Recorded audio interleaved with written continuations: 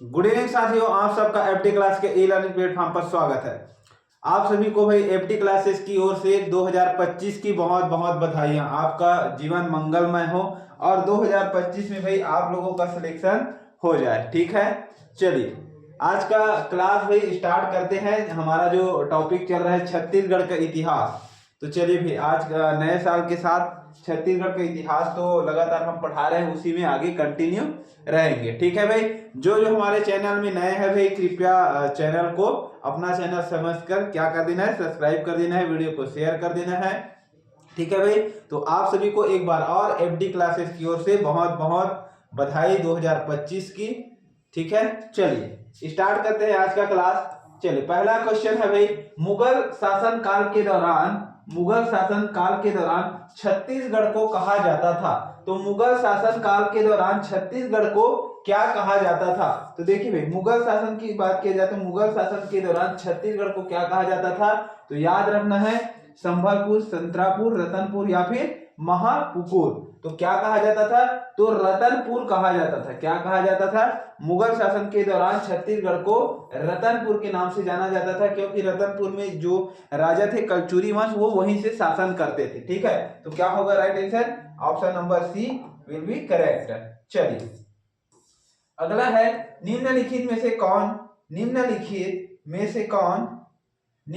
में से कौन सी जोड़ी कलचुरी मंदिर एवं मठ राजा, मतलब कलचुरी मंदिर मठ एवं राजा सुमिलित नहीं है? अर्थात कौन सा जो मंदिर एवं मठ है की जोड़ी है वो कलचुरी राजवंश से संबंधित नहीं है? तो देखिए, पृथ्वीदेश्वर मंदिर तो माड़ में है, बिल्कुल सही है। ठीक है, विष्णु मंदिर जांजगीर में, ये भी कलचुरियों ने बनाया था, ये भी सही है। शिव मंदिर पाली और एक है लक्ष्मण मंदिर खरौद। तो देखिए शिव मंदिर जो पाली है भाई, शिव मंदिर पाली है, ये भाई बाण वंश के शासक ने बनाया था। किस वंश के? बाण वंश के शासक विक्रमादित्य के द्वारा निर्माण किया गया था। तो ऑप्शन नंबर सी हमारा इसका राइट आंसर होगा, क्योंकि ये जो है कलचुरी वंश से संबंधित नहीं है। किस वंश से संबंधित है? बाण वंश के राजा विक्रमादित्य के द्वारा निर्माण करवाया गया था। कौन सा? शिव मंदिर पाली को। और लक्ष्मण मंदिर खरौद, ये भी कलचुरी वंश से संबंधित है, तो ये भी हमारा जो है वो कलचुरी वंश से संबंधित हो जाएगा। ठीक है, तो ऑप्शन नंबर सी इसका याद रखेंगे। फिर है भाई, इस राज्य में रतनपुर के कलचुरी वंश के निम्नलिखित में से किस शासक ने त्रिपुरी के शासक जयसिंह को पराजित किया, जिसने उसके राज्य पर आक्रमण किया था? देखिए क्या पूछा गया है, इस राज्य के रतनपुर के कलचुरी वंश के निम्नलिखित में से किस शासक ने त्रिपुरी के शासक जयसिंह को पराजित किया? जिसने उसके राज्य पर आक्रमण किया था। तो किसने किया था भाई? याद रखेंगे, जाजल्यदेव द्वितीय ने। किसने पराजित किया था? तो जाजल्यदेव द्वितीय ने त्रिपुरी के शासक जयसिंह को पराजित किया था, क्योंकि इन्होंने कलचुरी वंश पर आक्रमण किया था, इसलिए जाजल्यदेव उस समय राजा थे, तो उन्होंने भी फिर उसको पराजित किया था। ठीक है, तो ऑप्शन नंबर बी सही हो जाएगा। चलिए अगला है, कलचुरी काल में इस राज्य में सती प्रथा प्रचलित थी। देखिए सती प्रथा होता क्या भाई? तो सती प्रथा भाई पति की मृत्यु होने के बाद क्या करते थे? पति भी उसी समय चीता में अपने का जो पति होता है ना, पति की मृत्यु हो गई तो पत्नियां भी चीता में उनके साथ अग्नि समाधि ले लेते थे।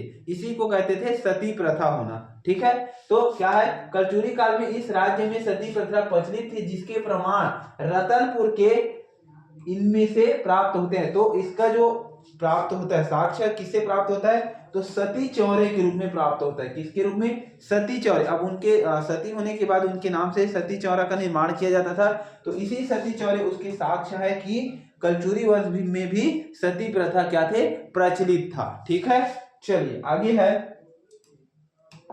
आगे क्वेश्चन है, निम्नलिखित कलचुरी राजाओं में से किसने प्रतिहार राजा भोज को हराया था? प्रतिहार राजा कहाँ का था भाई? एमपी में था। ठीक है, प्रतिहार राजा भोज को हराया था कोक्कल देव ने, जाजल्य ने, रत्नदेव ने, पृथ्वीदेव ने। तो प्रतिहार राजा भोज को किसने हराया था? तो याद रखना है, ये हराया था कोक्कल देव प्रथम ने। किसने हराया था? कोक्कल देव प्रथम ने भाई प्रतिहार वंश के जो राजा थे भोज, राजा भोज है ना, उसको हराया था। तो याद रखना है किसने हराया था? कोक्कल देव प्रथम ने। ठीक है, चलिए नेक्स्ट है इसके बाद, निम्नलिखित में से कौन से कथन सही है? निम्नलिखित में से कौन सा कथन सही है? तो देखिए कौन सा कथन सही है, देखते हैं भाई। छत्तीसगढ़ में कलचुरी प्रशासन राजतंत्रात्मक था। छत्तीसगढ़ में कलचुरी प्रशासन राजतंत्रात्मक था। प्रशासन में राजाओं को अमात्यों की सहायता प्राप्त थी। गांव के प्रशासन का प्रमुख प्रधान होता था। चलिए भाई देखते हैं क्या है। निम्नलिखित में से कौन सा कथन सही है? कौन सा कथन सही? तो छत्तीसगढ़ में कलचुरी प्रशासन राजतंत्रात्मक था, बिल्कुल सही है। राजतंत्रात्मक का मतलब होता है राजा का पुत्र राजा बनेगा, राजा की पुत्र ही राजा बने, यही है। ठीक है, तो बिल्कुल सही है, वैसे ही था। प्रशासन में राजा को अमात्यों की सहायता प्राप्त। अब देखिए राजा शासन करने के लिए अपने मंत्रिमंडल रखता था, उसमें से अमात्य भी रखा जाता था, ये उनको सलाह देने का कार्य करता था, बिल्कुल सही है। गांव के प्रशासन प्रमुख प्रधान होता था, ये गलत है। गांव के जो प्रशासन प्रमुख था उसे गौटिया कहते थे। क्या कहते थे? कलचुरी काल में गांव का जो प्रमुख होता था उसको गौटिया कहा जाता था, न कि प्रधान। ठीक है, तो ये कथन गलत हो जाएगा। तो ऑप्शन एक और कथन एक और कथन दो, तो हमारा right answer will be second, B number. ठीक है, चलिए आगे बढ़ते हैं। इसके बाद छत्तीसगढ़ के कलचुरी राज्य के प्रमुख लगान अधिकारी का पद नाम क्या था? तो छत्तीसगढ़ के कलचुरी राज्य के प्रमुख लगान अधिकारी का पद नाम क्या था? तो छत्तीसगढ़ के कलचुरी राज्य के लगान अधिकारी का पद नाम क्या था भाई? महाबलाधिकृत, अक्षपाटलिक, महाप्रमात, राजस्व सचिव। तो देखते हैं भाई छत्तीसगढ़ के कलचुरी राज्य के प्रमुख लगान अधिकारी का पद नाम क्या था? तो छत्तीसगढ़ के प्रमुख जो लगान अधिकारी होता था उसका क्या नाम था? प्रमुख नाम तो याद रखना है, उसको कहा जाता था भाई महाबलाधिकृत, अक्षपाटलित या महाप्रमात और राजस्व सचिव। तो लगान अधिकारी है ना, तो लगान अधिकारी मतलब हो जाएगा महाप्रमात। ठीक है, लगान जो कर का निर्धारण करता था, कर वसूल करता था, तो याद रखना है महाप्रमात। चलिए अगला है स्थानीय प्रशासन हेतु पंचकुल। स्थानीय प्रशासन हेतु पंचकुल संस्था किस शासकों ने बनाई थी? कलचुरी, मराठा, काकतीय, नागवंशी। तो पंचकुल जो संस्था चलाता था भाई, पंचकुल जो चलता था वो चलता था कलचुरियों के समय। किसके समय? कलचुरी शासन के समय भाई एक संस्था चलता था जो किस नाम से चलता था? पंचकुल के नाम से। किन से नाम से? तो पंचकुल याद रखेंगे। ठीक है, चलिए उसके बाद अगला है, इसके बारे में कुछ और हमें देख लेते हैं। कलचुरी शासकों ने स्थानीय प्रशासन हेतु पंचकुल नामक संस्था गठित की थी। इस संस्था में 5 से 10 सदस्य होते थे, जिन्हें महत्तर एवं सदस्य प्रमुख को महत्तम कहा जाता था। बाकी सदस्य को महत्तर और जो उसका हेड होता था, प्रमुख बनाया जाता था, उसको महत्तम कहा जाता है। महत्तम मतलब होता है बड़ा। ठीक है, ठीक है, चलिए नेक्स्ट क्वेश्चन है। निम्नलिखित में से कौन सा गढ़ कलचुरी शासन में रतनपुर राज्य की इकाई नहीं थी? इनमें से कौन सा है भाई जो कलचुरी शासन काल से संबंधित नहीं है, गढ़ नहीं है? तो देख लेते हैं निम्नलिखित में से कौन सा गढ़ कलचुरी शासन काल में रतनपुर, ध्यान रखना है। अब देखिए छत्तीसगढ़ में टोटल कितने गढ़ थे? 18 गढ़ थे। ठीक है, 18 गढ़ हुआ करते थे, रतनपुर गढ़ में शामिल नहीं था। तो भाई देखने पर ही समझ आ रहा है राजनांदगांव, क्योंकि ये सभी कहाँ है भाई? ये सभी एक ही एरिया में है, और ये राजनांदगांव पूरा अलग हो जाएगा।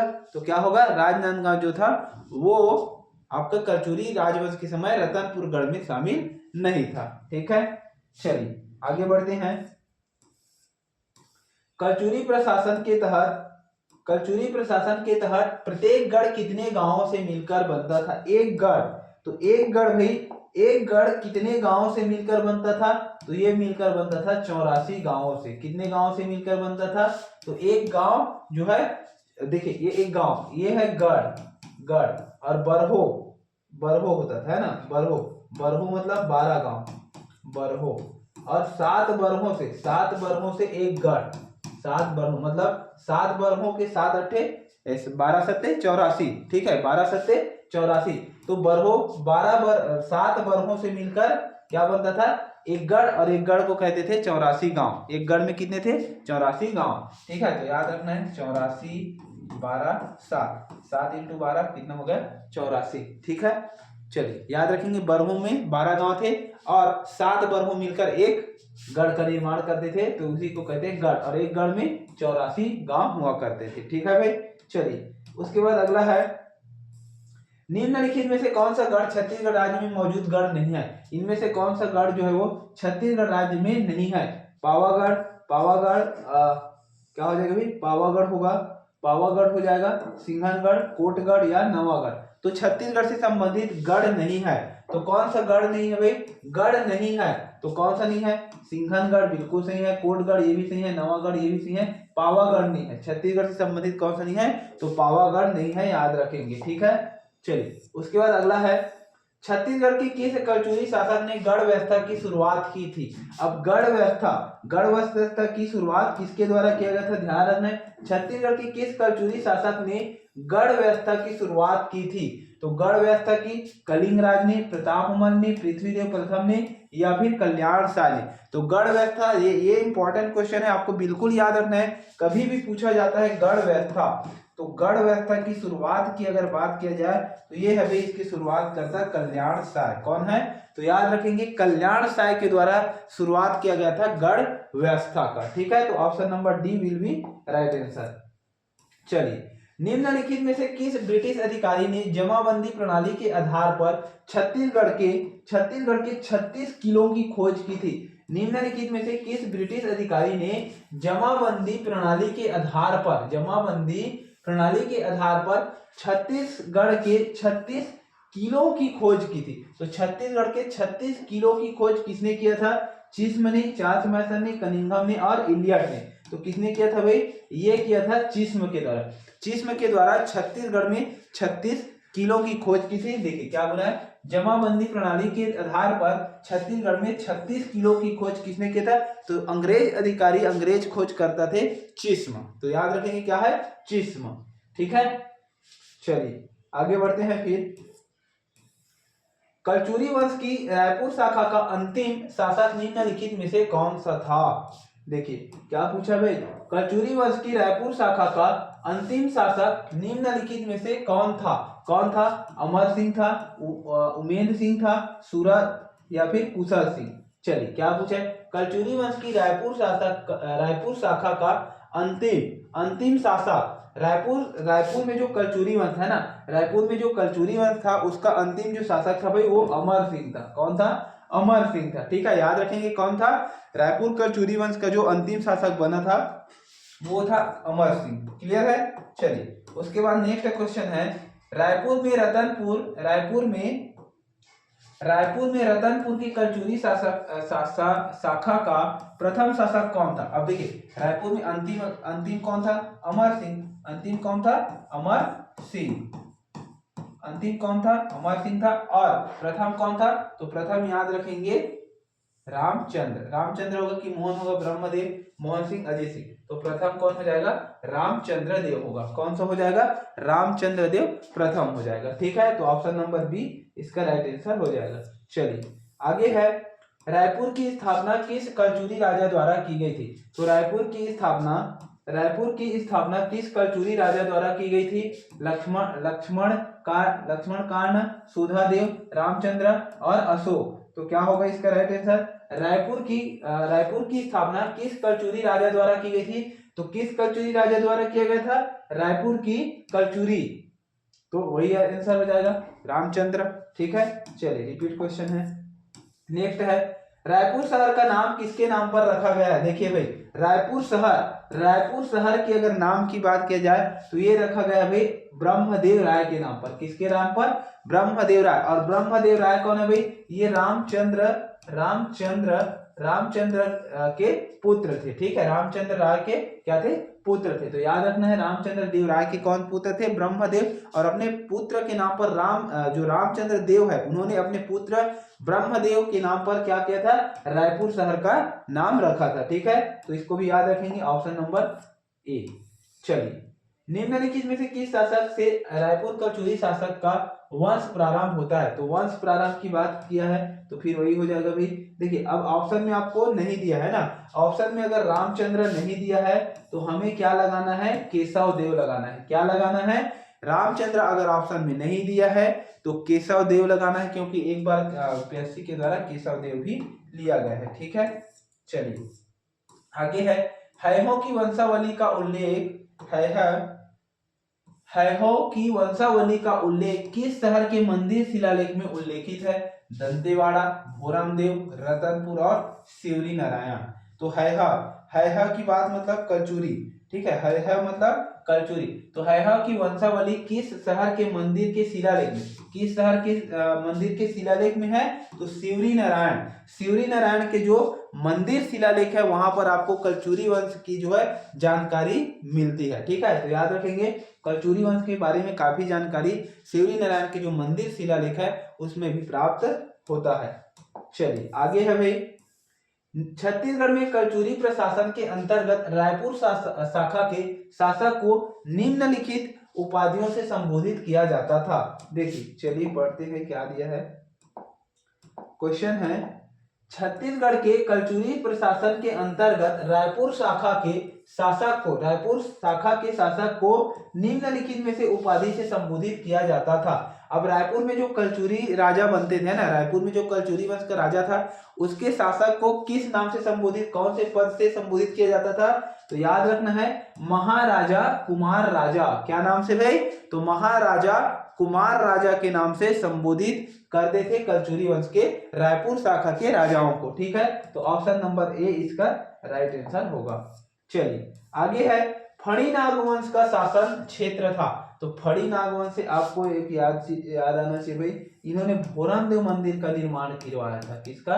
भोरमदेव। और भोरमदेव मंदिर मतलब भगवान शिव की प्रतिमा, और इसका निर्माण करवाया था सन 1089 में। कब करवाया था? 1089 में। तो भाई ये कहाँ रहेगा? अब कवर्धा जिला में भोरमदेव है तो कहाँ होगा? कवर्धा जिला। क्लियर है? चलिए आगे बढ़ते हैं। फणी नागवंश के प्रथम शासक थे। फणी नागवंश के प्रथम शासक पूछा जाए तो बिल्कुल याद रखना है अहिराज देव थे। कौन थे? फणी नागवंश के जो प्रथम शासक थे अहिराज देव थे। और भोरमदेव मंदिर को बनाने वाला था गोपाल देव। भोरमदेव का जो मंदिर बनवाया था भाई वो गोपाल देव के द्वारा। और रामचंद्र देव के द्वारा याद रखना है भाई मड़वा महल। ये कलचुरी वंश का जो है, ये कलचुरी वंश वाला रामदेव नहीं है भाई, कलचुरी वंश में रामचंद्र देव अलग है, ये जो है फणी नागवंश का रामचंद्र देव है ना। और इन्होंने मड़वा महल और एक छेरकी महल, दोनों पास में ही है, 50-100-150 मीटर की दूरी, 200 मीटर की दूरी में, और एक छेरकी महल। तो दो मंदिर का निर्माण करवाया था, एक है छेरकी महल, दूसरा मड़वा महल। किसने? रामचंद्र देव ने। ठीक है, और इन्हें भाई कलचुरी राजकुमारी अंबिका देवी से विवाह भी किया था। अंबिका देवी से भाई इन्होंने क्या किया था? विवाह भी किया था। ठीक है, तो तीनों चीज याद रखेंगे। मोनिंग देव से याद रख लेंगे अंतिम शासक था, फणी नागवंश का अंतिम शासक। सभी चीज एक ही क्वेश्चन में, अंतिम शासक क्या थे? अंतिम शासक थे। ठीक है, चलिए तो ऑप्शन नंबर डी भी याद रखेंगे। तो फणी नागवंश के प्रथम शासक कौन हो गए? अहिराज, अंतिम मोनिंग देव, गोपाल देव, भोरमदेव, रामचंद्र देव, मड़वा महल, छेरकी महल। चलिए आगे बात करते हैं। फणी नागवंश के अंतिम शासक थे। फणी नागवंश के अंतिम शासक थे अहिराज देव, गोपाल देव, रामचंद्र देव और मोनिंग देव। तो ध्यान रखना है अंतिम शासक पूछा है तो अंतिम शासक मोनिंग देव इसका बिल्कुल सही आंसर होगा। फिर है नेक्स्ट, कवर्धा महल डिजाइन और निर्मित किया गया है। कवर्धा महल डिजाइन और निर्मित किया गया है। देखिए कवर्धा महल डिजाइन और निर्मित किया गया है महाराजा धर्मराज सिंह द्वारा, गुरु घासीदास द्वारा, वल्लभाचार्य द्वारा, राजा उजियार सिंह के द्वारा। देखिए भाई कवर्धा महल का डिजाइन निर्मित किया गया है। तो कवर्धा महल का जो डिजाइन तैयार किया है उसमें प्रमुख रूप से जो योगदान है वो भाई महाराजा धर्मराज सिंह का है। किसका है भाई? महाराजा धर्मराज सिंह का भाई इसमें योगदान है। किसमें? तो कवर्धा महल के डिजाइन को। ठीक है, चलिए आगे बढ़ते हैं। भोरमदेव मंदिर का निर्माण हुआ, भोरमदेव मंदिर का निर्माण हुआ छिंदक नागवंश, नल वंश, फणी नागवंश या कलचुरी वंश। तो भोरमदेव मंदिर का निर्माण तो सबसे पहले याद रखना है सन 1089 में हुआ और किसके द्वारा, तो फणी नागवंश, फणी नागवंश के द्वारा कराया गया था और इसका जो शासक था वो था गोपाल देव।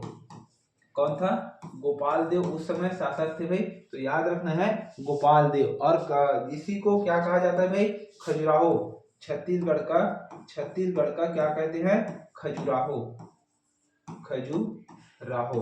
तो छत्तीसगढ़ का खजुराहो किसे कहा जाता है, ये अगर कभी पूछा जाता है तो याद रखना है छत्तीसगढ़ का खजुराहो कहा जाता है भोरमदेव टेम्पल को। ठीक है, चलिए आगे बढ़ते हैं।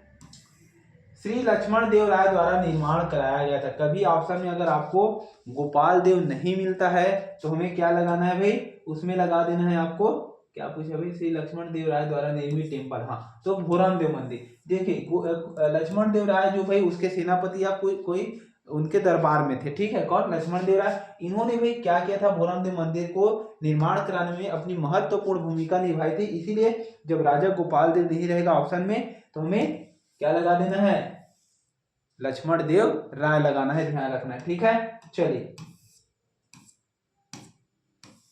भोरमदेव मंदिर का निर्माण, तो देखिए भोरमदेव, इसी कई लोग इसी में कंफ्यूज हो जाते हैं ना, 1089 में, तो 1089 का मतलब होता है 10 से क्रॉस हो गया ना, तो क्या होगा 11वीं शताब्दी, क्या होगा 11वीं शताब्दी होगा। तो किस ऑप्शन में है, ऑप्शन नंबर ए 11वीं शताब्दी में, इसका कौन से सन में, तो 1089 में। क्लियर है। नेक्स्ट क्वेश्चन है, रतनपुर की कलचुरी राजवंश की फणी नागवंश के किस राजा के मतलब किस राजा से विवाह हुआ था, सीधा सीधा मतलब कलचुरी वंश के किस राजा का विवाह फणी नागवंश की राजकुमारी के साथ विवाह हुआ था। तो ये भाई कलचुरी राजा कौन थे, वो थे रामचंद्र देव और इनका विवाह हुआ था भाई अंबिका देवी से। किससे हुआ था, अंबिका देवी से इनका विवाह हुआ था। और याद रखना है इनका विवाह जो हुआ था वो मड़वा महल में हुआ था। कहाँ हुआ था, मड़वा महल में इनका विवाह हुआ था। तो याद रखना है रामचंद्र देव अंबिका देवी कलचुरी वंश के राजकुमारी से इनका विवाह हुआ था मड़वा महल में। ठीक है, चलिए आगे बढ़ते हैं। मड़वा एवं छेरकी महल किसके शासन काल में बनाया था, तो मड़वा महल और छेरकी महल का निर्माण करवाया था रामचंद्र देव के द्वारा। क्लियर है। चलिए नेक्स्ट है, उसके बाद कहा जाता है कि नागवंशी शासक द्वारा छत्तीसगढ़ में मंदिर बनवाया गया था, उसका नाम क्या है। तो नागवंशी शासक, अब देखिए शॉर्ट में लिख दिया है, नागवंशी मतलब क्या है, फणी नागवंश। और कौन सा मंदिर है, भोरमदेव का मंदिर है, भगवान शिव की। अब बूढ़ा महादेव मंदिर याद रखना भाई, ये कवर्धा में है ना, ये कवर्धा में है। ये भी भगवान शिव को ही समर्पित है। कौन से भगवान को, तो भगवान शिव को समर्पित है बूढ़ा महादेव मंदिर, ये प्रॉपर कवर्धा में। ठीक है, तो ऑप्शन नंबर डी भी बिल्कुल राइट आंसर होगा। चलिए हाल ही में उत्खनित क्षेत्र पचराही में प्राप्त पुरातात्विक अवशेषों का संबंध प्राचीन छत्तीसगढ़ के निम्नलिखित किस राजवंश से है। सरभपुरी वंश, पांडु वंश, फणी नागवंश और नल वंश। तो अब कवर्धा में शासन करने वाले फणी नागवंश है, तो इन्हीं से संबंधित होगा भाई। कौन सा होगा, फणी नागवंश। किससे संबंधित है, तो याद रखना है फणी नागवंश इसका राइट आंसर हो जाएगा। चलिए आगे है, छत्तीसगढ़ के बस्तर के